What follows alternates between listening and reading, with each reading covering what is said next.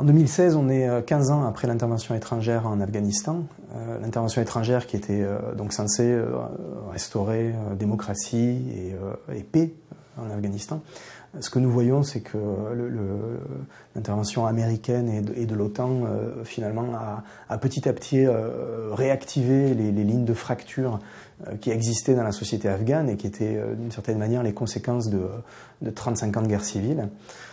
Et donc, d'une situation en 2001 où la guerre était essentiellement cantonnée dans les zones rurales et à une guérilla, finalement, peu active en 2001, la situation s'est empirée et depuis la fin 2014, donc le départ des 140 000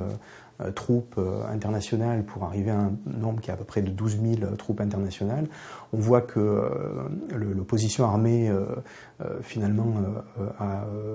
s'est renforcée, mais tout au long de ces 15 dernières années, et aujourd'hui conduit des activités de guerre très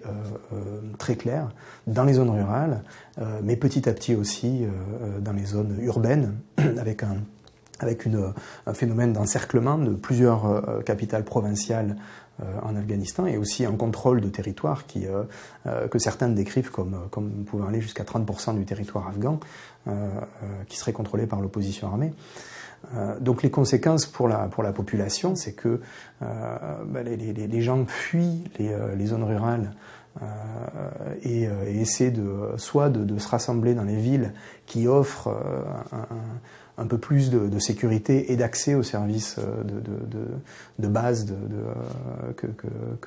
les Afghans ont besoin, donc l'accès à l'eau, à l'électricité, à la santé, à l'éducation. Et aussi, on voit un phénomène migratoire très important d'Afghans qui fuient le pays parce que tout leur futur est mis en danger par cette guerre qui dit pas son nom aujourd'hui. Donc la migration vers l'Europe, vers les États-Unis, l'Australie, de très nombreux Afghans,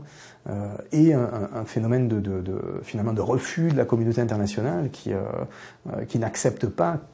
finalement la réalité de la guerre aujourd'hui en Afghanistan et qui dit aux Afghans non, vous devez rentrer chez vous parce que ça fait 15 ans qu'on a rétabli un état de droit, une démocratie.